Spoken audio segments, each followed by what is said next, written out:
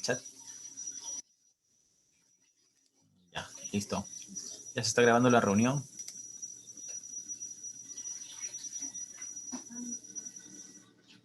Ya, ahora sí, me parece que ya se visualiza. Bien, hoy vamos a tener nuestra práctica de lectura. Es una práctica de reforzamiento. Vamos a trabajar algunos textos con el modelo que hemos venido trabajando ya. A ver, ahí está. Vamos a tener 20 preguntas primero y luego vamos a trabajar acá antonimia contextual. Me parece que podemos empezar con la parte léxica para hacerlo de manera rápida. Sí, vamos a activar el chat. A ver, activamos el chat. Ya está, lo ponemos aquí al costado. Bien. Podemos abrir también el DLE si les parece. Bien, puesto que estos son ejercicios de antonimia contextual, lo que va a suceder es que tenemos que tomar en cuenta el contexto. Debemos tomar en cuenta algunos rastros verbales. A ver, vamos a activar acá. A ver, dice, a pesar de sus fracasos no cejó en su intento de ingresar a la universidad. En ese contexto, cejar hace referencia a retroceder, ¿no? Sin embargo, como nos piden en la antonimia contextual, vamos a buscar la imagen opuesta, ¿no? No cejar es no retroceder, no ceder. El antónimo sería ceder. Por lo tanto, ¿cuál sería nuestra mejor opción en ese contexto? Activamos, creo, el DLE también. Sí, voy a abrir otra. Pueden ustedes también abrir. Vamos a abrir otra pestaña.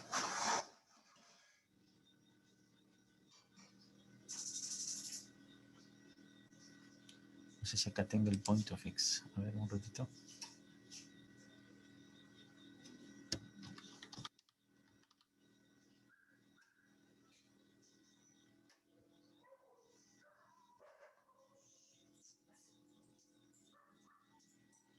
No lo tengo descargado el point of X, pero igual. Vamos a abrir acá.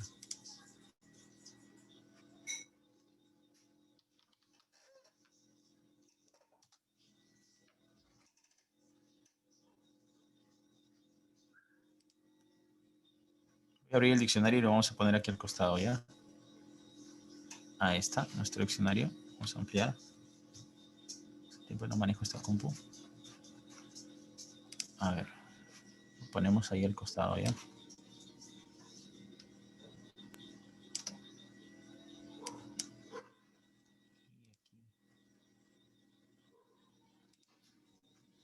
Vamos a cerrar esto y vamos a abrirlo desde las descargas, ¿ya? Para que sea más rápido. Bien, pueden ir avanzando, muchachos, los ejercicios, ¿ya? Podemos ir avanzando los ejercicios. Vamos a anotar, por favor. Voy a anotar las claves.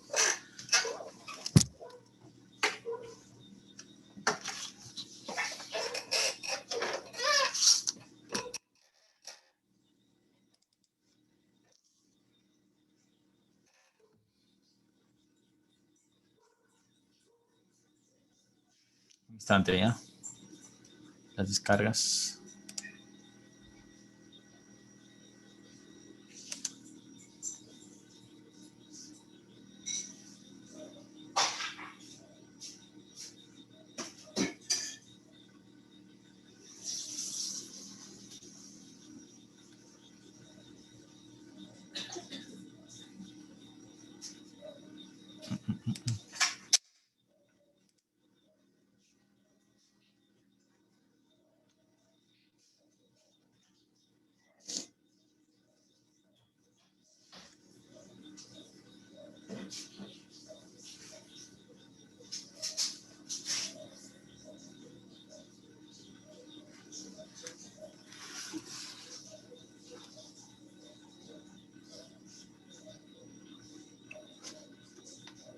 Bien, ¿en qué pregunta van? ¿Me avisan?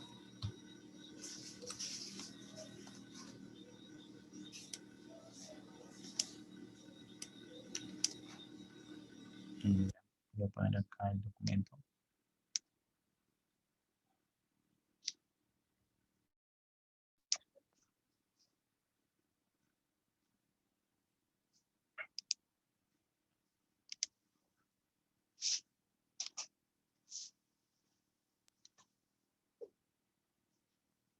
Ahí está. Muy bien. Bien, hemos empezado con la parte semántica, la parte léxica. Allá a la derecha ya tengo mi diccionario. ¿Cómo van? ¿Terminaron? A ver, vamos.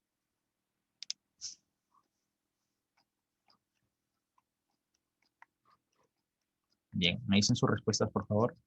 Pregunta 21. Empezamos. Para todos.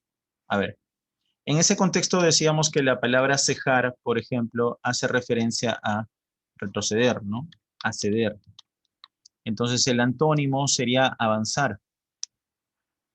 Ahora, también en el contexto hablamos de decidir, ¿no? No cejar en el intento, o sea, no abandonar el intento, ¿no? En tal sentido, el verbo cejar en este contexto haría referencia a no titubear, a no vacilar. Por lo tanto, la alternativa para la pregunta 21 tendría que ser la alternativa A. Vamos a ir anotando, por favor, 21A. 22 nos dice que el analgésico no lograba mitigar el dolor. Si hablamos de una sustancia analgésica, pues esta lo que hace es disminuir, ¿no? El dolor, tratar de aminorar el dolor. ¿El antónimo cuál sería en ese contexto? 22, respuesta. Vamos chicos, ustedes tienen que trabajar, ¿no? Yo tengo el diccionario aquí al costado por si acaso para poder trabajar. Mitigar hace referencia a moderar, aplacar o disminuir. 22. B, claro. Acrecentar, agudizar el dolor, ¿no? Agravar el dolor, ¿sí? Se agrava el dolor, se hace más grave. Por lo tanto, 22B, coincido. 22B. ¿Ya? 22B para todos. Bien, vamos con la 23. Dice, todos resultaron indemnes después del accidente. Yo añadiría contexto, ¿no? Afortunadamente resultaron indemnes. Quiere decir que resultaron sin lesión, sin daño. Indemne tiene el prefijo de negación, ¿no? Sin daño. Por lo tanto, el antónimo sería dañados, damnificados. 23C, coincido con André, con Gilmar también. Muy bien, 23C, esa es la clave. Bien, para todos, 23C. 24, dice, el corte le produjo un profuso sangrado. No cesaba de emanar la sangre, ¿no? Un profuso sangrado. En ese contexto hablamos de un abundante sangrado. ¿El antónimo cuál sería? Lo opuesto a lo abundante sería lo exiguo, ¿ya? Para todos. 24C. No. 24A. Ahora, ¿por qué 24A? Anotemos, por favor, porque exiguo hace referencia a cantidad, dice insuficiente o escaso, ¿ya? Entonces, el término que estamos buscando en este contexto sería el término exiguo. Recuerda que para que sean antónimos tienen que pertenecer a la misma categoría gramatical, ¿no? Entonces, es un corte profuso, adjetivo, un corte exiguo. Un profuso sangrado, un exiguo sangrado. Anota, por favor. Corregimos, ¿ya? Corregimos para todos. Estamos trabajando la parte léxica primero para luego dedicarnos al texto. 24A. 24A, ¿ya? A ver, vamos a anotar. Uy, lo anoté acá. 24A. Bien, 25. A pedido de la población, la policía aherrojó a los secuestradores. El verbo aherrojar se escribe con una H intermedia porque tiene que ver con hierro. Lo leemos ahí, dice aherrojar, poner a alguien en prisiones de hierro, ¿no? Aherrojó a los presuntos secuestradores, o sea, los encarceló. ¿Ya? La policía encarceló a los secuestradores. El antónimo sería que los liberó, claro. La liberación sería lo opuesto. Muy bien. No sé si puedo ahí está. Si puedo subrayar. Dice, fue tajante al decirle que ya no lo quería. Tajante, contundente, ¿no? Tajante, categórico. Lo opuesto a lo categórico sería la duda, nuevamente. La vacilación, ¿ya? Ahí vamos a trabajar. La vacilación, la duda. Muy bien. 26, anotamos por favor. 26A. 27. Dice, es una actitud muy superficial, ver solo la forma y no el contenido. Superficial hace referencia a algo que está por encima de. ¿Cuál sería lo opuesto? ¿Qué sería lo opuesto? Lo profundo, ¿no?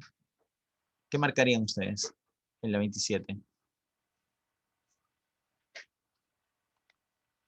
25A, 26A también, 27.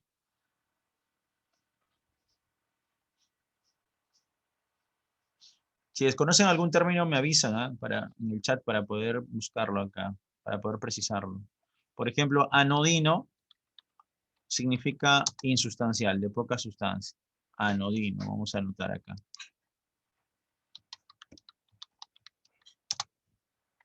Ya está, dice, ¿no? Insignificante. Bien, ¿cuál sería la respuesta en la 27? Es una actitud muy superficial ver solo la forma y no el contenido. El antónimo sería lo trascendente. Anotemos, por favor, ¿ya? 27C. 27C. Trascendental, profundo, importante. 28. A ver, el término temerario hace referencia a aquel que es imprudente, ¿ya? Aquel que no toma previsiones. Temerario dice dicho de una persona excesivamente imprudente y arrostrado a los peligros, ¿no? Entonces el temerario es el imprudente y acá en el contexto nos dice que cruzó la avenida sin tomar previsiones. El antónimo sería, yo creo que en ese contexto no hace referencia a la moderación, sino al juicio, al razonamiento, ¿no? Si acá dice que es imprudente, le faltó juicio, ¿no? Juicioso sería el término. Anotemos, ¿ya? 29. Resulta vital hablar del tema de la contaminación. Vital, importante, trascendente. El antónimo,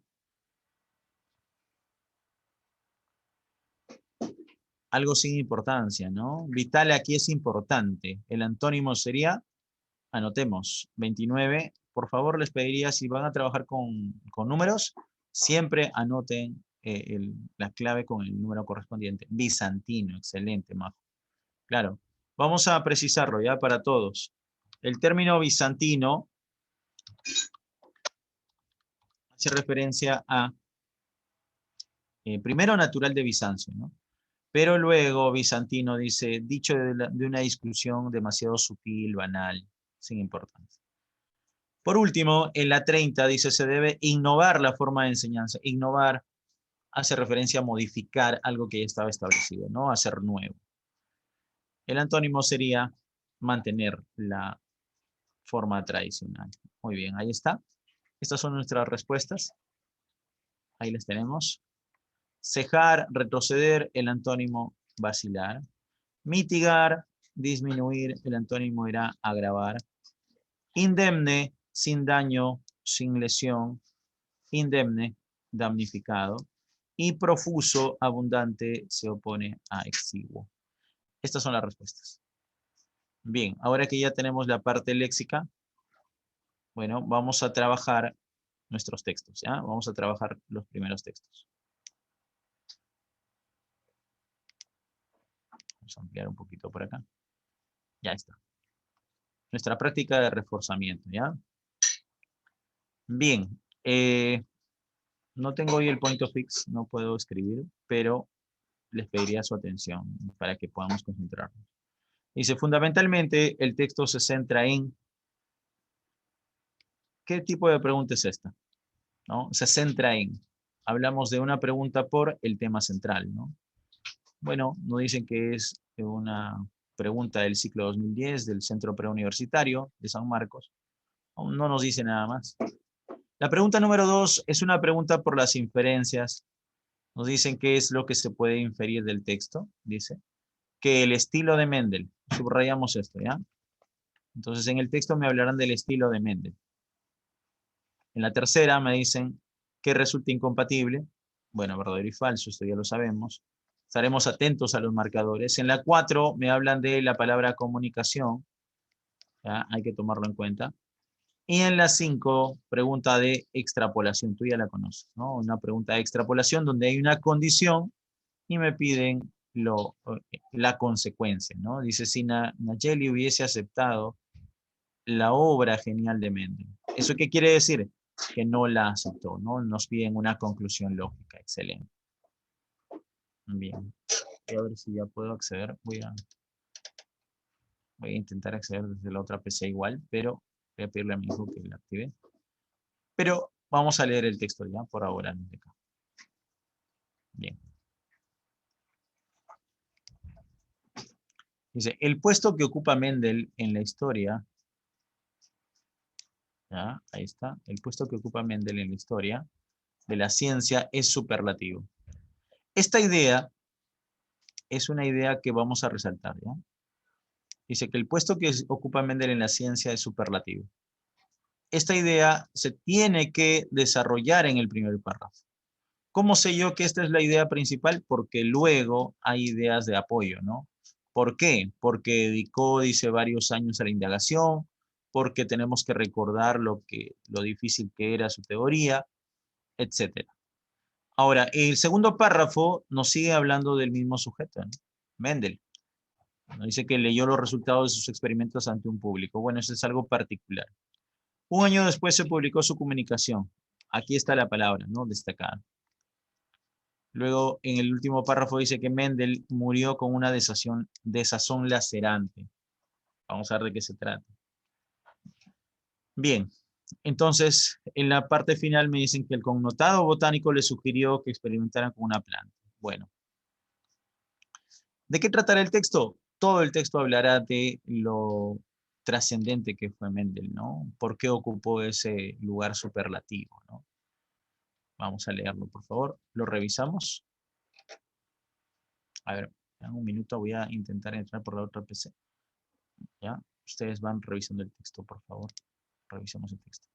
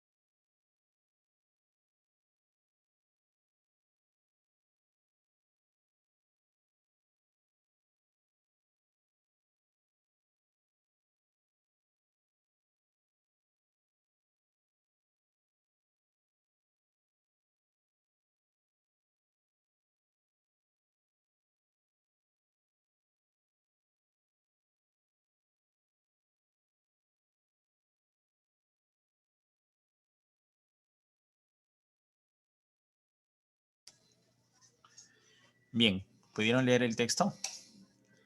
A ver, vamos a trabajarlo, ¿ya?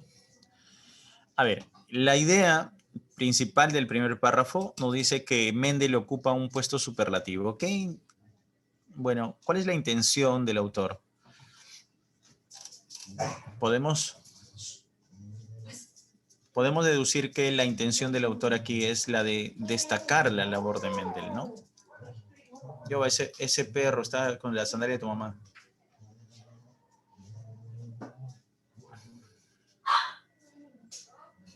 Bien. Dice, dedicó varios años a la indagación a tratar de determinar los mecanismos básicos de la transmisión hereditaria, en un escenario en el que imperaba la confusión y el desconcierto. Recordemos que la dificultad teórica fundamental de la teoría darwiniana era justamente el problema de la herencia. Y Darwin ideó varias explicaciones posibles, pero ninguna fue acertada. Entonces, la importancia de Mendel es que no solamente habló de una teoría de la transmisión de la herencia, ¿no? Sino que pudo a la vez explicar lo que Darwin había dejado inconcluso. En 1864, Gregorio Mendel leyó los resultados de sus experimentos ante un público que quizás no podía entender que estaba ante un científico revolucionario. Inclusive, se puede conjeturar que su lectura suscitaba algo de tedio, sino modorra. O sea, ¿qué podemos inferir? Que para el tiempo, pues las ideas de Mendel no eran comprendidas, ¿no? E incluso acá resultaban hasta algo aburridas, ¿no? Un año después, dice, se publicó su comunicación y el desdén fue la respuesta unánime de la comunidad científica. Un año después se publicó su comunicación y el desdén fue la respuesta unánime de la comunidad científica. Bien, en ese contexto, ¿qué podría significar comunicación, ¿no?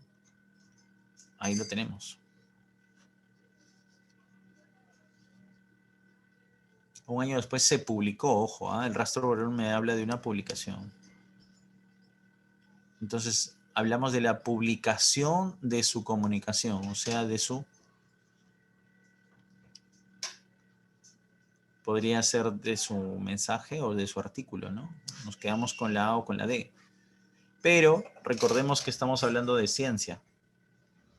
Y si hablamos de la publicación de un documento científico donde están las conclusiones de sus experimentos, ¿cuál sería en ese contexto el mejor término, ¿no? ¿Artículo o mensaje? ¿Cuál sería más preciso?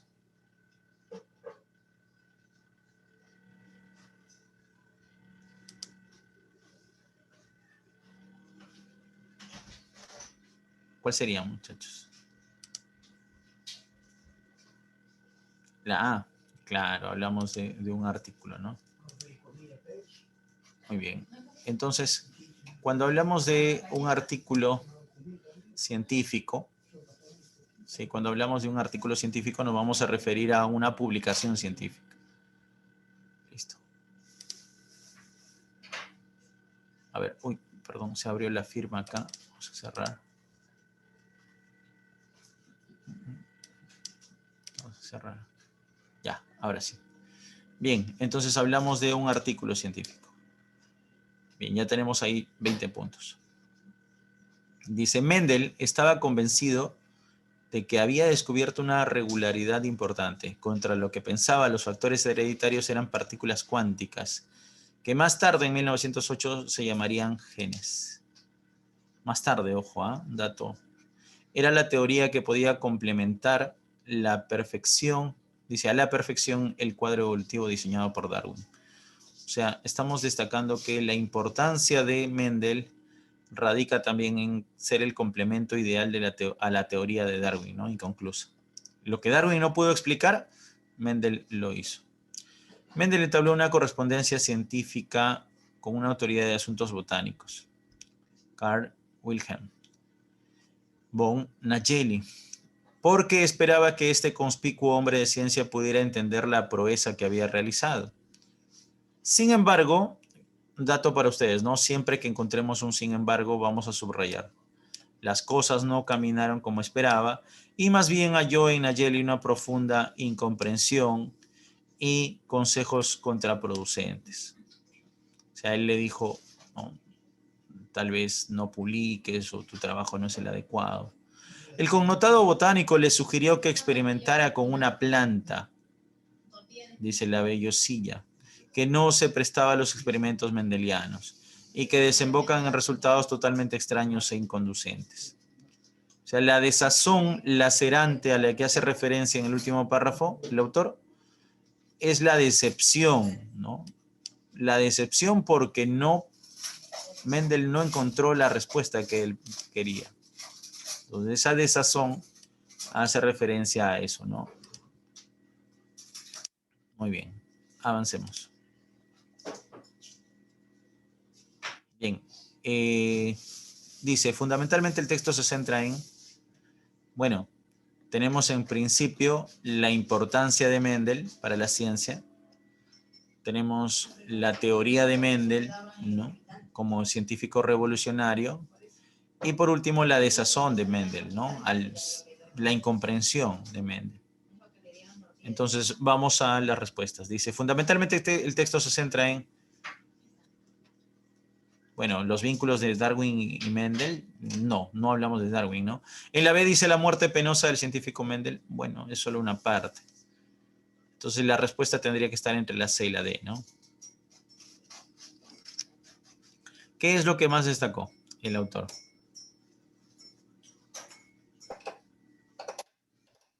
Bueno, recordemos que no hay claves absolutas, ¿no? Todas son propuestas. Descartamos la C, ¿no? Porque dice el nexo fructífero entre Nayeli y Gregor Mendel, porque no fue productivo para nada. Entonces, lo que el autor quiere destacar aquí sería, lo que el autor intenta destacar es la incomprensión, ¿no? Eso es, muy bien. Tenemos ahí el descubrimiento de Mendel, que sería el tema, y la incomprensión sería el enfoque. Muy bien. Bien, dice, se puede inferir del texto que el estilo de Mendel era. A ver, en el segundo párrafo, dice que cuando él lee los resultados de sus experimentos, no se podía entender que se estaba ante un científico revolucionario. Incluso suscitaba algo de tedio y a veces modorra, ¿no? Tedio, aburrimiento y modorra. Entonces, como que Mendel no era muy, digamos, un científico muy histriónico, ¿no? Muy comunicativo. Por lo tanto, ¿qué podríamos inferir? Vamos a anotar las claves, ¿ya? Entonces, en la 1, alternativa A. Y en la 2, ¿qué se podría inferir? ¿Cuál era el estilo de Mendel? Si era aburrido y además generaba sueño, ¿cuál sería el adjetivo que podría calificar a Mendel? Al estilo de Mendel, ¿cuál sería?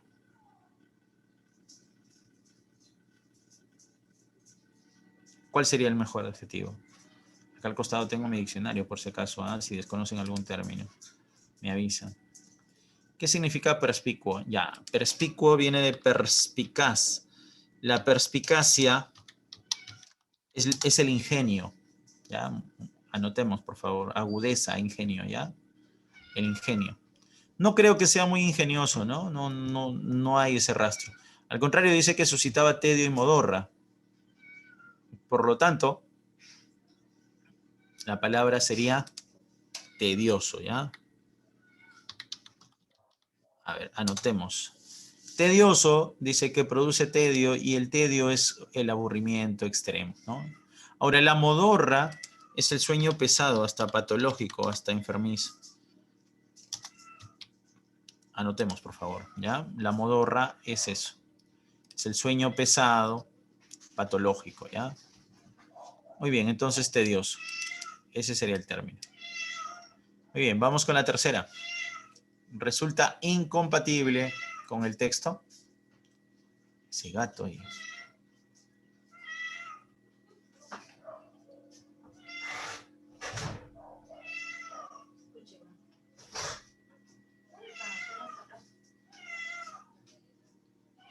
Pobre Michi, dicen, ¿ves?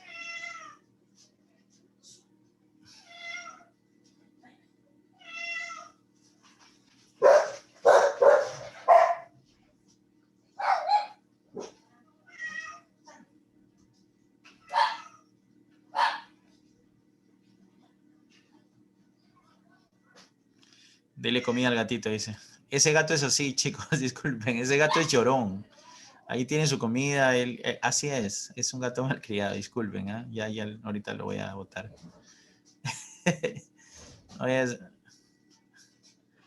Sí. No se preocupen, disculpen, muchachos. Ese gato es así, es un gato llorón. Ya se fue ya. Ya, avancemos. 3. Resulta incompatible con el texto decir que... A ver, en la A dice Darwin miró con entusiasmo la teoría de Mendel.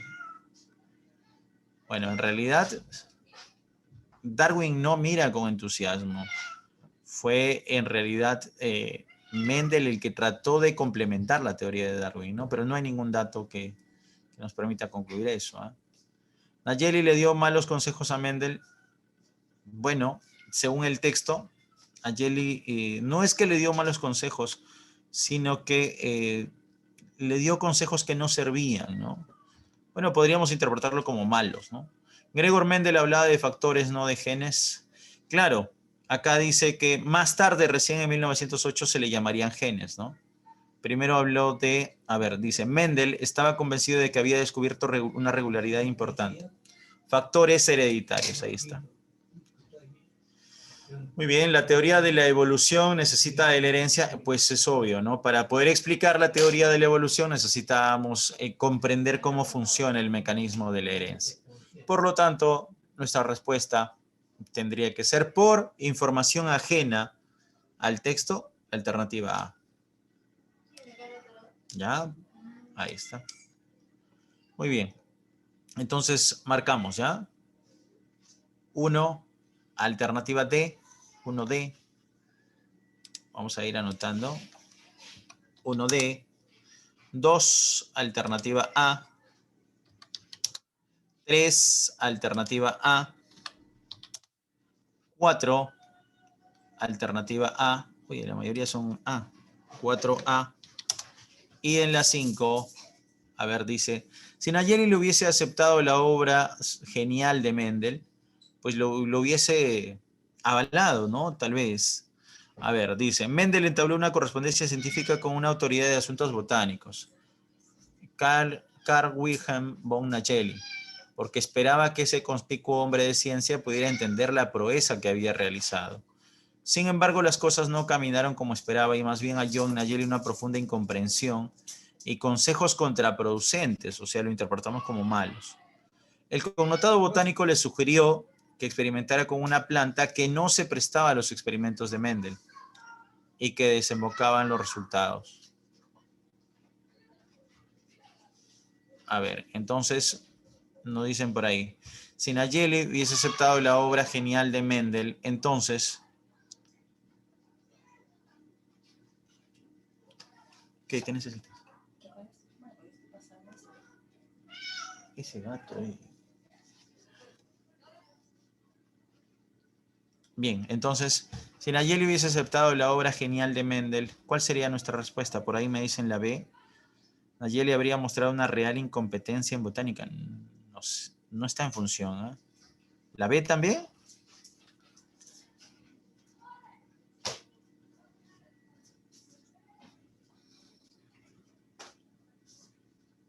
¿Por qué? ¿Por qué habría mostrado una real incompetencia en botánica? No, no entiendo.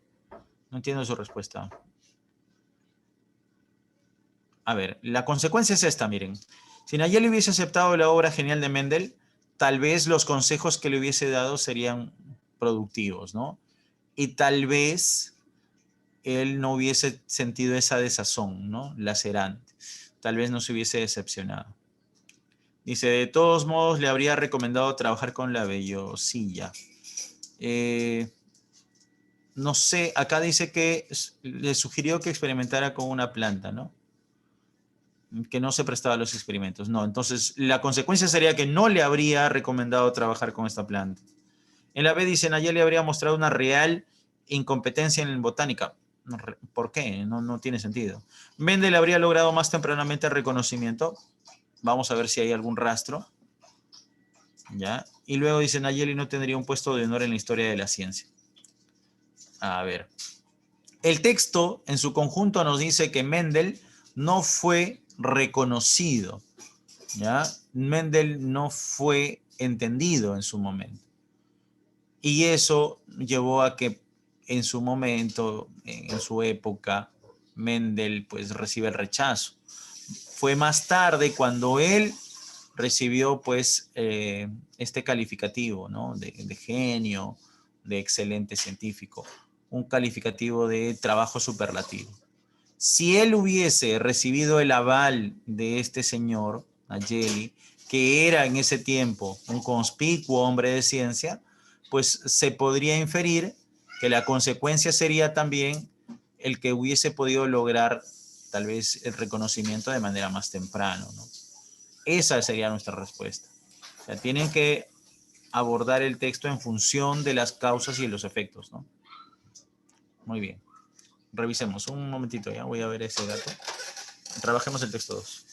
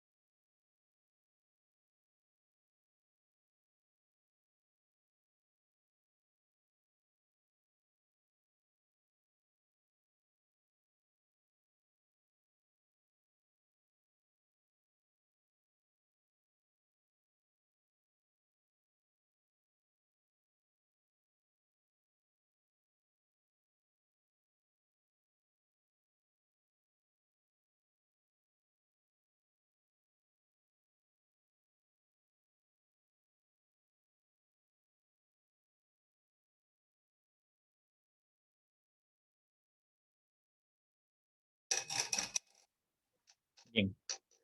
¿Revisaron el texto 2? A ver, aquí me hablan de una metáfora, ¿no? A ver, destruir un argumento. Destruir, ¿a qué equivale? Dicen. Vamos. Hay dos maneras de destruir un argumento. Bueno, si hablamos de un texto argumentativo, podríamos hablar de refutación y podríamos hablar también de una contraargumentación. Creo que es pertinente revisar la C. ¿Sí? Podría ser la C. Claro, según el texto dice, es incompatible aseverar que.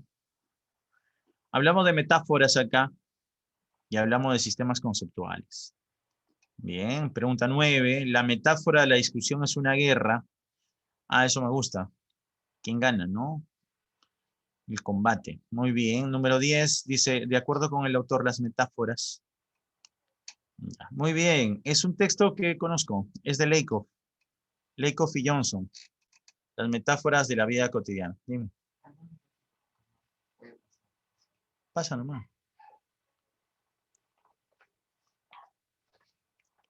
Trata de abrir el WhatsApp web ahí, por favor. Ya, entonces Lakoff y Johnson son dos autores que escriben este libro, ¿no? Metáforas de la vida cotidiana. En nuestra vida cotidiana tenemos muchas metáforas que evidenciamos desde que nos levantamos, muchachos. Desde la señora que va al mercado y dice, vecina, el pollo ha subido, hasta el spot publicitario donde escuchamos, no bajemos la guardia. La pregunta es, muchachos, ¿el pollo sube? ¿El pollo sube? Esa es la pregunta para iniciar con el texto, para contextualizar un poquito, para leerlo rápido. ¿El pollo sube? ¿Y por qué tenemos la idea de que el precio... Pero el precio tampoco sube, Katia, ¿no? Esa también es un error. O sea, el precio no sube. El precio no sube. El precio se incrementa. Subir hace referencia a una posición superior, ¿no? Se eleva. A eso también es metáfora, Katia. No, el precio no se eleva, el precio no sube, el precio se incrementa. Y el incremento no necesariamente tiene que ser vertical. Ahí está el punto, ¿no? O sea, hay una metáfora ahí. El valor es el que se incrementa, no sube. El valor no sube tampoco, ¿ah? No, se incrementa. Y el incremento puede ser, pues, un incremento horizontal, vertical, pero nosotros pensamos que es hacia arriba. Otro detalle, cuando escuchamos, por ejemplo, en la televisión un spot publicitario, un mensaje que dice, no bajemos la guardia ante el coronavirus, ¿no? No bajemos la guardia. La pregunta es, ¿por qué utilizamos esta expresión bajar la guardia? No bajemos la guardia, dice, ¿no? ¿De dónde procede la expresión bajar la guardia? ¿De dónde procede la expresión bajar la guardia? ¿Saben? ¿Alguien sabe? ¿De qué ámbito? Del boxeo, ¿no? Claro. Entonces la guardia es la defensa, ¿no? Si bajas la guardia, ¿qué sucede? Te puede caer un golpe, ¿no? Entonces estamos vulnerables. Claro, se hace referencia al boxeo, ¿no? Y así podemos tener otras metáforas, como tirar la toalla, que también viene del boxeo, eh, o, por ejemplo, la metáfora de lo tumbó la gripe, arriba el ánimo, ¿por qué arriba es bueno y abajo es malo, ¿no? O la derecha es buena, cuando alguien es bueno dice es diestro, y cuando alguien es izquierdo, zurdo, dice siniestro, ¿no? Entonces, en nuestra vida cotidiana tenemos muchas metáforas. ¿Ya? Leemos el texto. Dice, sobre la base de evidencia lingüística, hemos descubierto que la mayor parte de nuestro sistema conceptual ordinario es de naturaleza metafórica. Subrayamos eso, ¿ya? La mayor parte de nuestro sistema conceptual ordinario es metafórico. O sea, la mayoría de conceptos es metafórico. Bien, me dicen, subamos la guardia. Ah, subamos la guardia, estaría bien dicho. No sé, mantengamos la guardia, ¿no? La guardia.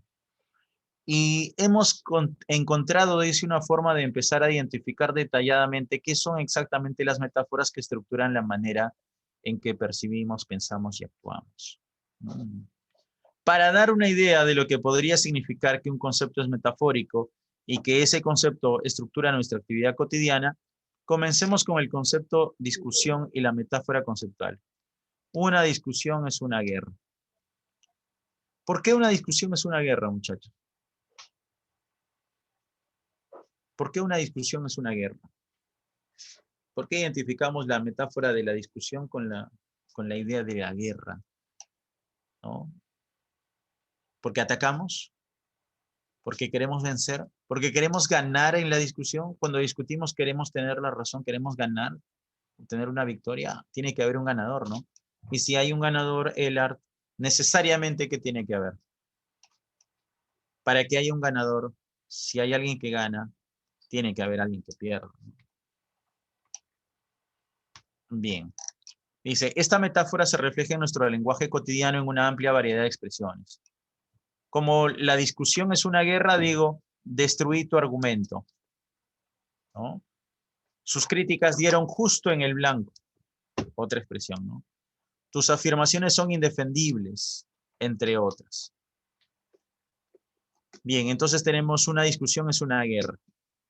Es importante ver que no es que nos limitemos a hablar de discusiones en términos bélicos. Podemos realmente ganar o perder en las discusiones.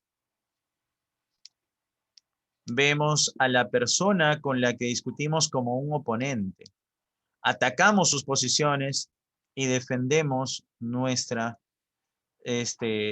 posiciones, ¿no? Ganamos y perdemos terreno. Planeamos y usamos estrategias. Si encontramos que una posición es indefendible, la abandonamos y adoptamos una nueva línea de ataque. Muchas de las cosas que hacemos al discutir están estructuradas parcialmente por el concepto de guerra. Sí. Incluso la vida, ¿no?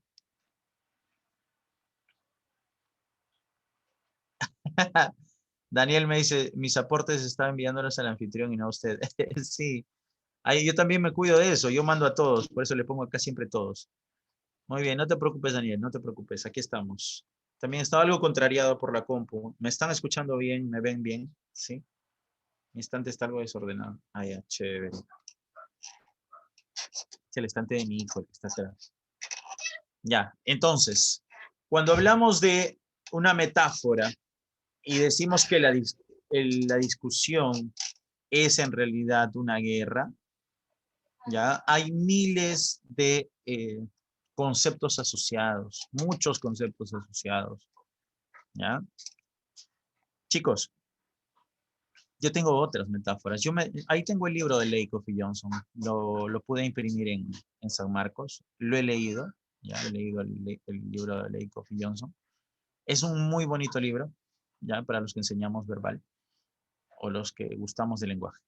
Te pongo una, ¿ya? Una que seguro en tu casa se ha usado siempre.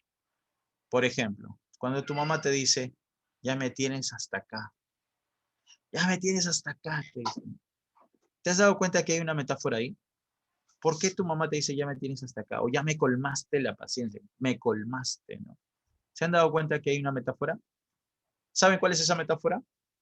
Que nuestro cuerpo es un recipiente. Nuestro cuerpo es un recipiente que se va llenando.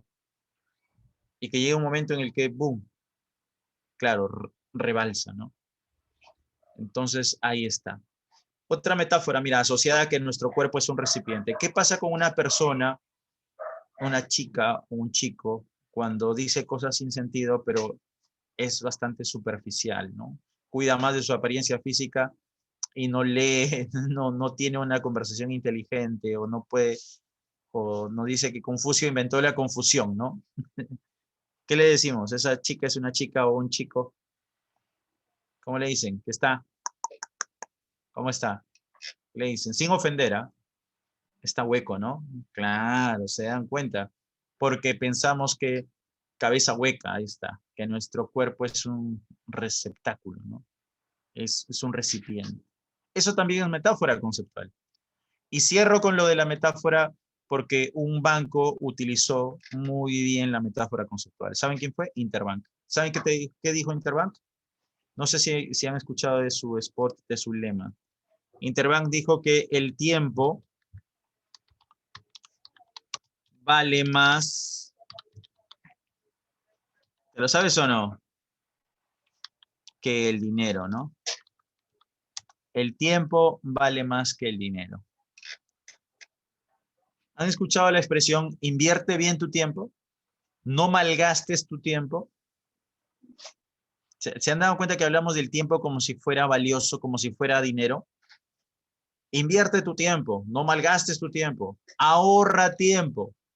Ahorra tiempo. ¿Te das cuenta? ¿Cómo se puede ahorrar el tiempo? O sea, es una idea que solo nosotros entendemos. Entonces la metáfora está en lo cotidiano. Y el publicista de Interbank que dijo el tiempo vale más que el dinero, hoy es millonario. Y es un genio. ¿Ya? Es porque el tiempo no regresa. Ah, claro, porque el dinero sí, pues, ¿no? Ujú. Publicidad, ¿no? Donofrio, cerca de ti. ¿Ya ves? Coca-Cola, destapa la felicidad. ¿Qué te vende Coca-Cola? ¿Qué idea te vende, no? Destapa la felicidad. ¿Ah? O sea, te vende la idea de que si bebe su gaseosa, serás feliz, ¿no? ¿Te das cuenta? Ajá. Oye, ese gato es terrible, sigue haciendo boya. No sé, así se ha vuelto mi gato, llorón. Para todo el día afuera, viene a comer y no quiere comer galleta, quiere comer solamente atún o hígado. Ahorita lo voy a desaparecer. A ver. 6. Cada empresa no vende productos comerciales, lo que vende sentimientos. Ah, sí. No tengo mi point of fix, es una lástima. No puedo escribir acá. Pero sí les podría hablar de una marca, ¿no? Heineken, auspiciador de la Champions. Con eso cierro lo de la metáfora. No sé si han visto la E distintiva de Heineken. Te voy a pedir que la revises, que la veas. Hay algo en la E que tal vez en lo que no has reparado, pero hay algo ahí que tienes que observar, en la E de Heineken. ¿Ya? Ya te di el dato. A ver, dice, aunque no hay una batalla física, se da una batalla verbal. Regresamos al texto. O sea, la batalla no es física, es verbal. Y la estructura de una discusión, el ataque, defensa, contraataque, lo refleja. En ese sentido, la metáfora, una discusión es una guerra, es algo de lo que vivimos en nuestra cultura. O sea, las metáforas son culturales. Estructura las acciones que ejecutamos al discutir. Listo. Está muy interesante el texto. Vamos. Mediante un ejemplo preciso, el autor dilucida sobre qué. Metáfora conceptual. ¿Cuál sería tu respuesta? Trata de poner el WhatsApp web.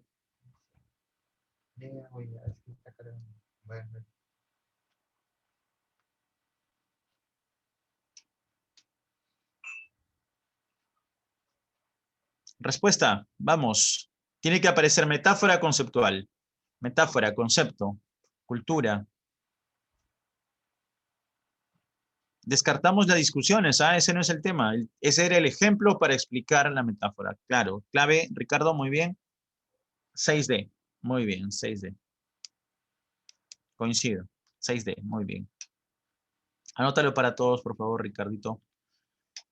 7. Destruir su argumento. Destruir hace referencia a... Muchas gracias, Ricardo, es lo máximo.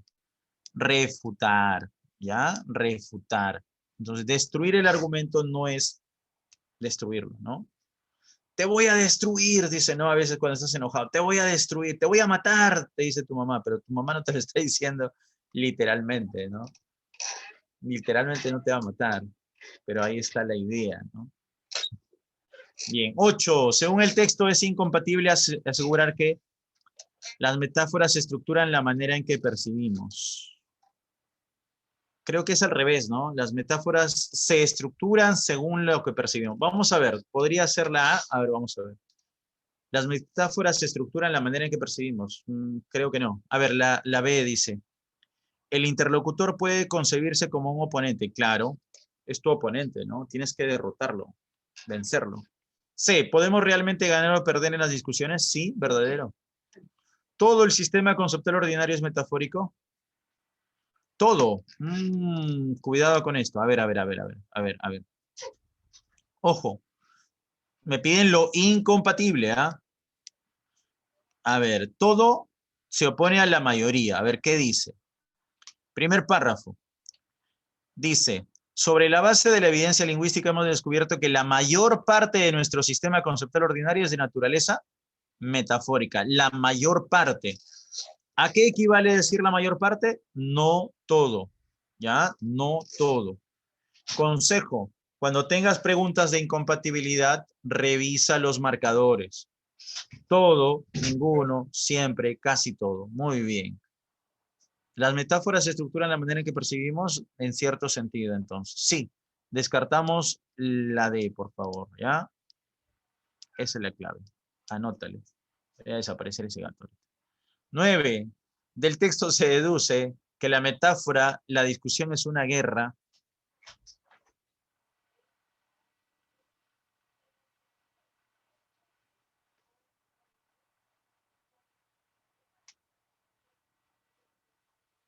¿Muestra los puntos débiles de argumento común? No, común.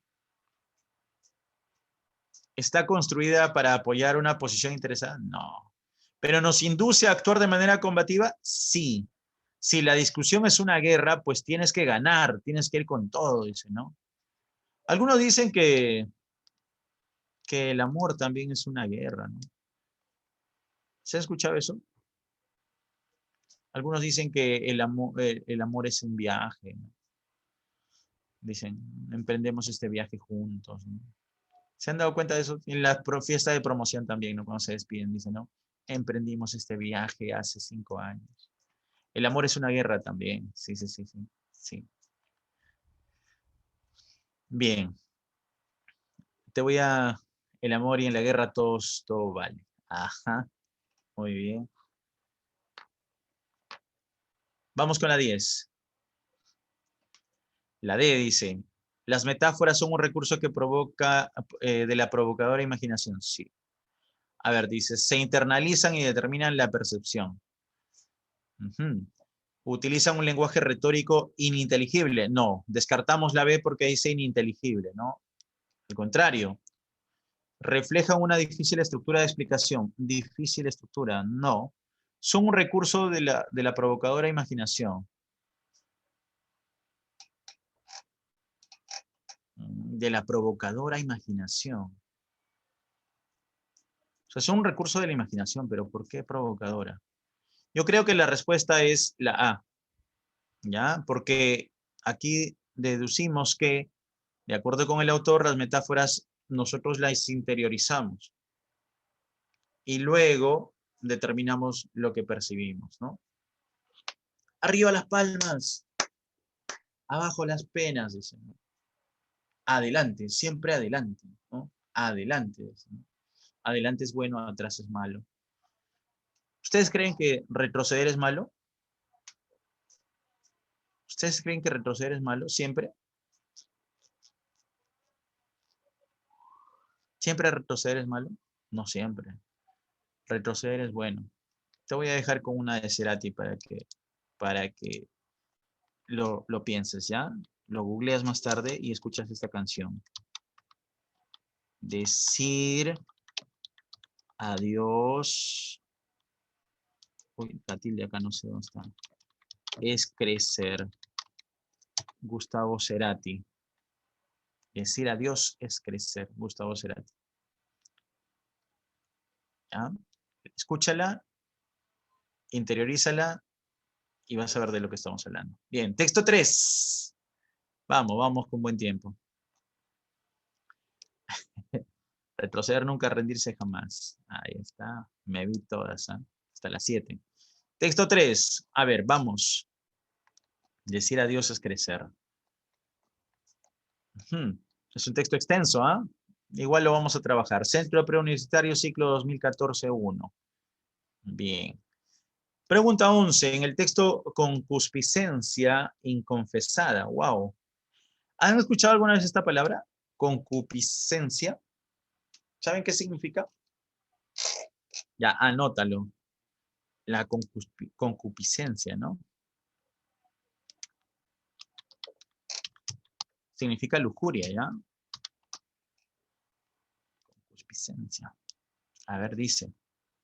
En la moral católica, deseo de bienes terrenos y en especial el apetito desordenado de placeres deshonestos. La lujuria, pues. La lujuria, ¿no? El deseo desordenado de placeres deshonestos. O sea, ese deseo desordenado, ese apetito desordenado, es la lujuria, ¿no? El exceso. Muy bien. Entonces, la concupiscencia inconfesada quiere decir que sentimos esto, pero no lo confesamos, ¿no? No lo hacemos patente.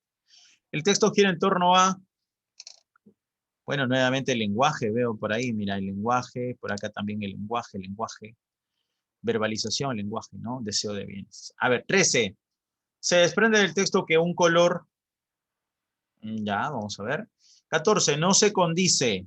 O sea, esta es otra forma de preguntar lo incompatible. No se condice, ¿ya? Y hablamos de los olores. Ojo, en la pregunta anterior me hablaban de los colores y aquí de los olores. Entonces vamos a hablar de qué? De percepción y lenguaje. ¿Te das cuenta? Percepción y lenguaje. En la 15 dice, si el hemisferio cerebral izquierdo estuviera más implicado en la percepción de olores que el hemisferio derecho, o sea, el derecho es el que está implicado en la percepción de los olores, probablemente, entonces tendríamos que entender qué características tiene el hemisferio cerebral izquierdo. Vamos a leer el texto. A ver, revisemos por favor. Texto número 3. Hemos recuperado un poco el tiempo. A ver, vamos, ahí está. ¿Pusiste WhatsApp web? No carga. No carga, ¿no? ¿Por qué? F5, dale.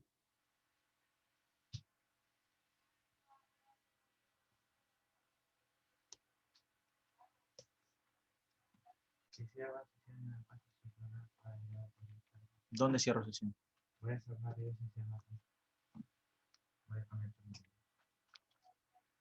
Ahí no se puede cerrar sesión. Sí, puede cerrar. ¿Le diste cerrar sesión? Sí, voy a...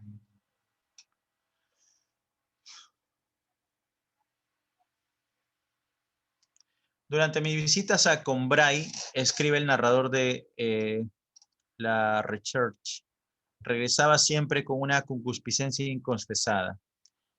Ajá.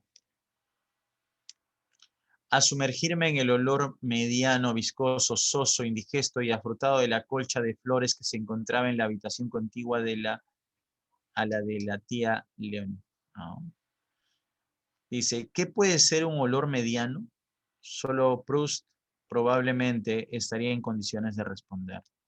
Es difícil en todo caso encontrar un ejemplo mejor de rareza del lenguaje natural de los olores. Un olor mediano. ¿A qué creen que se refiere, muchachos? Un olor mediano. Viscoso, soso. Soso es sin gracia, sin sal también. Indigesto y afrutado. ¿Mm? A ver, vamos a ver. Seguimos leyendo, a ver, vamos a ver. Dice, si los seres humanos son, por una parte, más bien hábiles para detectar los olores y por otra, modestamente competente para discriminarlos, aptitudes indudablemente útiles para la supervivencia de nuestra especie, son bastante menos duchos cuando se trata de escribirlos. Olores y lenguaje no casan bien juntos, quizá porque el tratamiento de la información olfativa y la del lenguaje entran en competición por una mínima parte de la misma región del córtex, o quizás al menos porque el hemisferio cerebral derecho, marcamos el dato, está más implicado en la percepción de los olores que el izquierdo, donde se encuentran las áreas de Broca y Wernicke. Contrariamente a la bella sistematicidad del léxico de los colores, el léxico olfativo es impreciso, inestable y marcado por numerosos fracasos cognitivos. El idioma cosimanciano de los fluidos está igualmente lleno de lagunas y es asimétrico.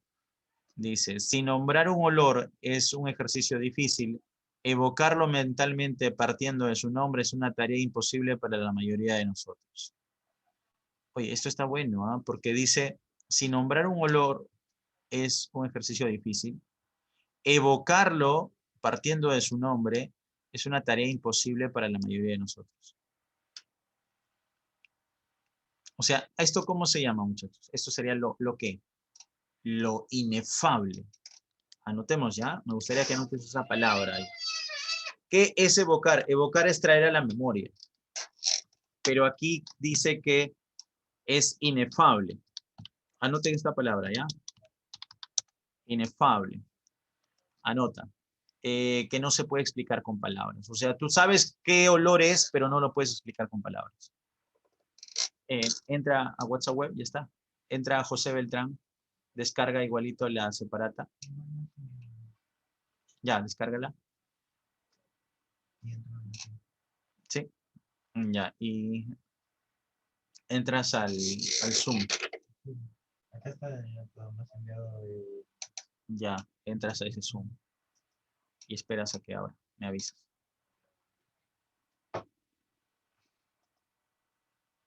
Ya. El léxico, según el autor, dice, se caracteriza también por una acusada variación interindividual. La verbalización de la experiencia olfativa es generalmente dejada al azar en la experiencia de cada uno. También aquí, contrariamente al aprendizaje de los colores, de ello resulta que la denominación de los olores bajo una sola etiqueta es casi siempre imposible. Muchachos, ¿se puede nombrar un olor? Acá vuelve a repetir que es imposible. El eugenol es calificado como el olor del clavo por una parte de los sujetos franceses como el olor del dentista, por otra parte de ellos debido a su empleo como desinfectante dental o como un olor picante o químico por los sujetos que no lo pueden identificar. En ausencia de la norma cultural o semántica, estas respuestas son igualmente válidas. Además, las categorías olfativas pueden ser relativamente precisas para un individuo, pero perder su pertinencia a un nivel colectivo. Entre otras cosas, porque dependen estrechamente de un contexto apropiado para un sujeto singular. En definitiva, si no lo entendiste, aquí te lo voy a decir. Te dice, mira, el lenguaje natural de los olores es holístico, más emocional que analítico, lo cual es significativo de la ausencia de un referente común. O sea, resumiendo todo el texto, mencionar un olor y recordar el olor a partir de la mención es casi imposible, ¿no? O sea, los colores sí, tal vez, ¿no? Rojo, verde, amarillo, ¿no? Podemos evocar incluso, pero la asociación entre olor y lenguaje es muy compleja, ¿no? Por ejemplo, muchachos, si yo les digo el olor a tierra, ¿no? Todos tenemos el mismo olor a tierra, la misma percepción de la tierra. A mí me gusta el olor a la tierra mojada, ¿no? Pero para algunos el olor a tierra mojada puede resultar desagradable. Para otros el olor a tierra mojada puede resultar atractivo. Para otros puede resultar algo novedoso. Ajá. A mí me gusta el olor, dice, el olor del café. O a mí me gusta el olor de la leche. O el olor de la mantequilla. O del pan recién horneado, ¿no? Entonces, cada uno tiene una experiencia particular y es más emocional. Saben que el, el sentido que está más asociado a las emociones, aunque ustedes no lo crean, es el olfato. El sentido que está más asociado a las emociones es el olfato. Claro, claro, dependerá de cada uno, ¿no? Pero el sentido que está más asociado al olfato, a las emociones es el olfato. Bien, necesitamos leerlo nuevamente. Les doy unos minutos, ustedes tienen el texto también, léanlo, les voy a dar 3 minutos y luego respondemos, ¿ya?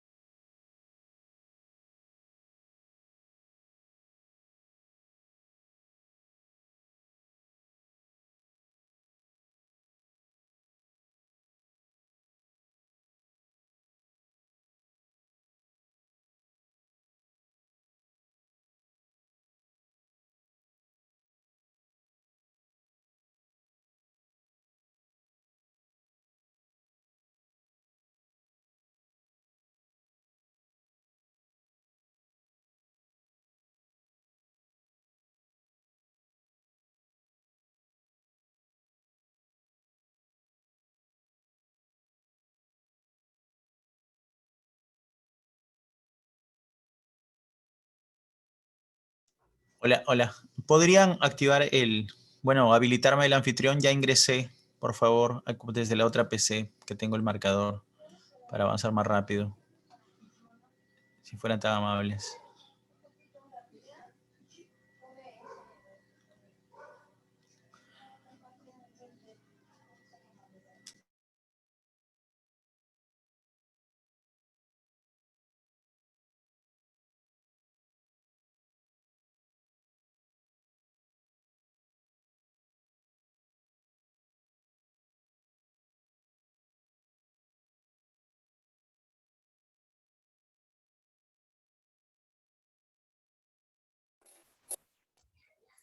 Hola, hola, ya estoy acá. Ya, voy a compartir yo la separata desde acá. Ya esperemos que... Sí, cierra. Deja de compartir.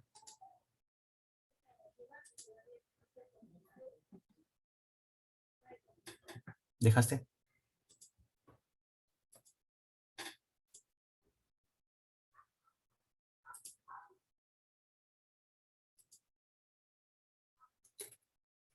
Sigues compartiendo.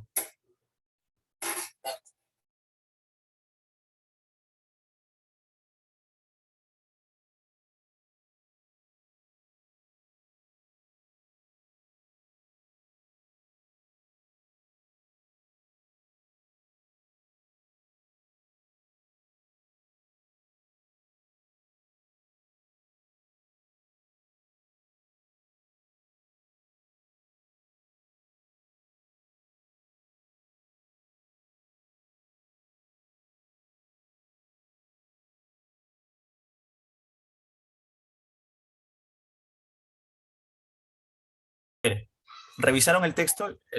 Gracias. ¿Revisaron el texto 3 entonces? ¿Lo terminaron? Vamos a revisarlo ya. Ahora que ya tengo el marcador acá, vamos a poder subrayar. Bien. La primera idea nos dice que después de las comillas, ahí está, dice, durante mis visitas a Combray, dice a Combray, escribe el narrador de la Research, regresaba siempre con una concupiscencia inconfesada. O sea, había un deseo, en este caso, que él no podía confesar. ¿Y cuál era este deseo? Bueno, y él regresaba a sumergirse en un olor mediano, dice. Ahora, ¿qué entenderíamos por un olor mediano, no? Viscoso, soso, indigesto y afrutado de la colcha de flores. O sea, estas imágenes que él quiere comunicar, la imagen de que es afrutado, de que es viscoso, de que es soso, en realidad son difíciles de explicar para alguien porque no tendría la misma experiencia que el autor, ¿no? Entonces acá la pregunta es, ¿qué puede ser un olor mediano, no? Solo el autor probablemente estaría en condiciones de responder. O sea, es como les decía, ¿no? Los olores son difíciles de explicar semánticamente, difíciles de explicar también con el lenguaje, ¿no? Es difícil, voy a subrayar esta parte ahora que ya tengo el marcador, en todo caso, encontrar un ejemplo mejor de la rareza del lenguaje natural de los olores, ¿no? Marcamos esta idea, por favor. Encontrar un ejemplo mejor de rareza del lenguaje natural de los olores. O sea, el lenguaje es muy complejo y si es así de complejo, es más complejo todavía explicarlo con los olores, ¿no? A ver, vamos a ampliar un poquito más. Dice, si los seres humanos son, por una parte, más bien hábiles para detectar los olores y por otra, modestamente competentes para discriminarlos, aptitudes indudablemente útiles para la supervivencia de nuestra especie, son bastante menos duchos cuando se trata de describirlos. O sea, el autor nos dice lo siguiente. Los seres humanos somos hábiles para detectar olores, pero no somos tan hábiles ¿para qué? Para describirlos. O sea, hace la comparación entre detectar olores y conocer un olor y describirlos, ¿no? O sea, pensemos en que hay olores que son difíciles de describir. Por ejemplo, no sé si han visto esta película, la película protagonizada por Johnny Depp, Charlie y la fábrica de chocolate. ¿Alguien la ha visto? Seguramente la mayoría, ¿no? hay una escena, una parte en la que el protagonista, bueno, le dice, ¿no? ¿A qué huele? Le dice, ¿no? A jabón y a abuelita, dice, ¿no? Los olores tienen un particular sentido, ¿no? Para ser descritos. O sea, ¿cómo huele un abuelito, no? ¿Cómo saber cómo huele un abuelito? Los olores y el lenguaje no casan bien juntos. Quizá porque el tratamiento de la información olfativa, dice, y la del lenguaje entran en competencia por una mínima parte de la misma región del córtex. O sea, no podemos describirlos porque en la región donde se alojan los olores también es la región donde procesamos el lenguaje. O quizás al menos porque en el hemisferio cerebral derecho está más implicado en la percepción de olores que el hemisferio izquierdo, donde se encuentran las áreas de Broca y el de Wernicke. Dice. Contrariamente, vamos a leerlo, dice, a la bella sistematicidad del léxico de los colores, claro, ahí sí podemos tener todo un abanico de colores. El léxico olfativo es impreciso, es inestable. ¿Ya? Dice, el mismo descriptor puede tener varios referentes a un mismo estímulo, que pueden estar asociados a varios descriptores, y marcado por numerosos fracasos cognitivos. Por ejemplo, ¿no? Hablamos de este idioma, donde los fluidos está lleno, dice, de lagunas. Por ejemplo, la pérdida de olores es débilmente lexicalizada, ¿no? Y es asimétrico. Si nombramos un olor, nombrar un olor es difícil, evocarlo mentalmente partiendo de su nombre es una tarea imposible para la mayoría de nosotros. ¿A qué olía? No sé, no lo podría describir. El léxico se caracteriza también, dice, por una acusada variación interindividual. La verbalización de la experiencia olfativa es generalmente dejada al azar, ¿no? De la experiencia de cada uno. También aquí, contrariamente al aprendizaje de los colores. De ello resulta que la denominación de los olores bajo una sola etiqueta es casi siempre imposible. Es muy complejo, ¿no? En ese sentido. Ejemplo, el eugenol, dice, es calificado como el olor del clavo por una parte de los sujetos franceses, como el olor del dentista por otra parte de ellos, debido a su empleo como desinfectante dental, o como un olor picante o químico por los sujetos que no lo pueden identificar. En ausencia de la norma cultural o semántica, estas respuestas son igualmente válidas, ¿no? Además, las categorías olfativas pueden ser relativamente precisas para un individuo, pero perder su pertinencia a nivel colectivo. En conclusión, aquí vamos a leer la parte final. La conclusión dice, en definitiva, este marcador es importante, márcalo, por favor. En definitiva, el lenguaje natural de los olores es holístico, más emocional que analítico, lo cual es significativo ante la ausencia de un referente común. Chicos, no hay un referente común, eso es lo que nos dice.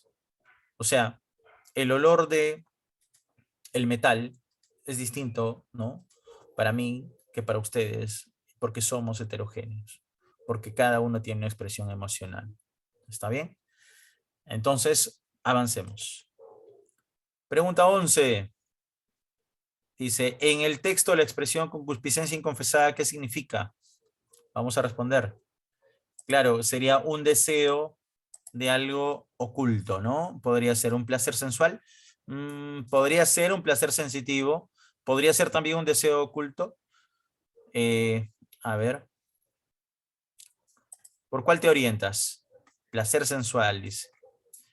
Pero como dice inconfesada, yo creo que inconfesado quiere decir que no ha sido satisfecho, ¿no? Por eso llegaba a sumergirse, dice, mira la metáfora, sumergirse, ¿no? Porque no había satisfecho eso, ¿no? En otro lugar, no encontraba lo que encontraba ahí.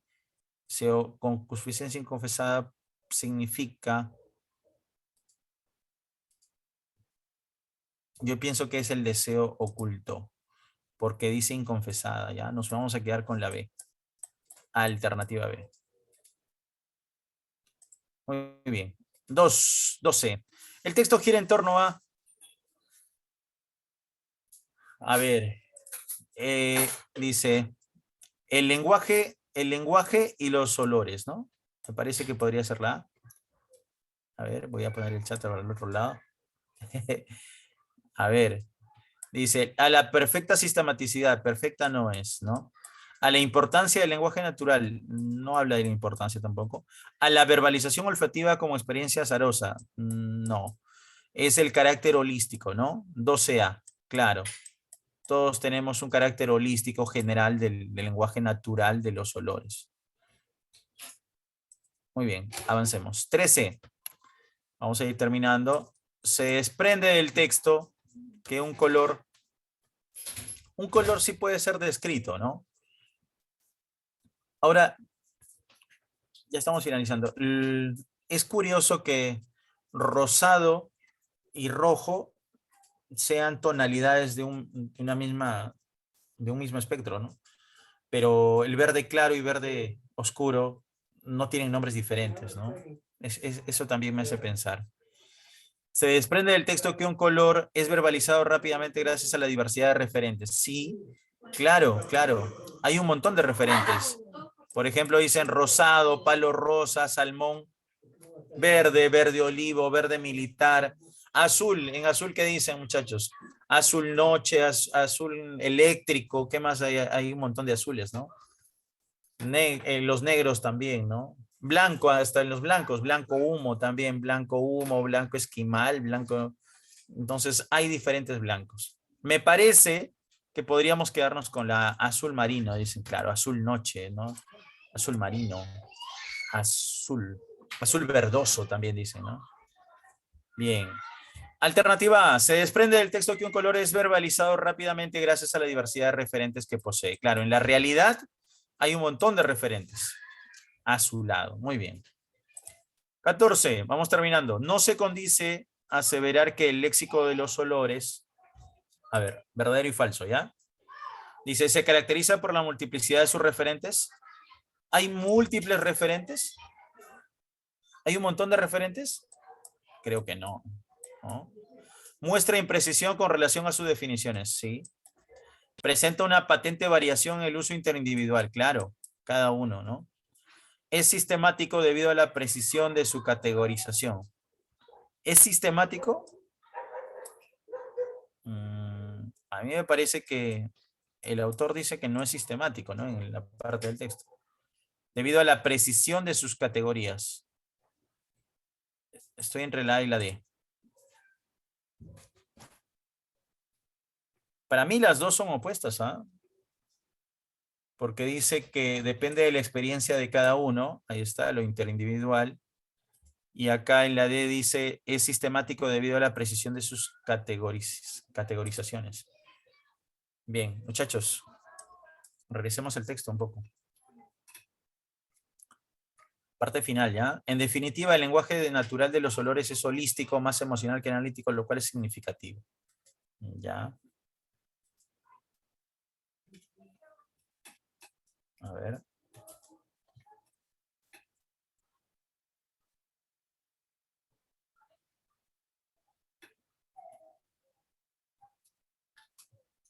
A ver, vamos a la parte final de este párrafo. Dice, las categorías olfativas pueden ser relativamente precisas para un individuo, pero perder su pertinencia a nivel colectivo.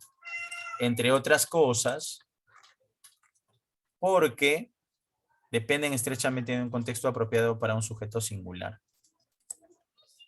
Ya no pasamos, sí, ya voy a terminar. Ahorita termino. Ya. Entonces, me quedan estas dos opciones, ¿ya? Las revisamos. Para mí las dos son falsas, pero por ahí puede haber alguna palabra que pueda precisarse. ¿Ya? La revisan. Para mí las dos son falsas. Las dos son falsas. Tal vez me oriente más por la D, porque es más contradictoria. Y vamos con la última, ¿ya? Dice, ¿qué pasaría si el hemisferio cerebral izquierdo estuviera más implicado en la percepción de los olores? Bueno, la consecuencia, ¿cuál sería? Más que el derecho, dice, ¿no? Si el hemisferio cerebral izquierdo estuviera más implicado en la percepción de los olores, pues es obvio que podríamos verbalizar mejor y tener mejores descripciones de los colores. ¿cuál sería entonces la respuesta? Habría mayor precisión, ¿no? ¿Cuál sería la respuesta? Alternativa C. ¿Ya? El léxico de los olores sería en cierto sentido más preciso, ¿no? Porque tendríamos más espacio para que podamos precisarlo. Muy bien, queda pendiente entonces la pregunta número 40, perdón, la número 14, para que ustedes la revisen, ¿ya? Estoy entre la A y la D. Tendríamos que revisar nuevamente el texto, pero ya el tiempo nos ha vencido. Bien, disculpen muchachos por las interrupciones hoy día. Voy a tratar de limpiar la máquina hoy día, no sé qué ha pasado, ¿ya? Vamos a avanzar el siguiente texto y nos veremos en la próxima sesión. Muchas gracias. Gracias a todos. Buenas noches.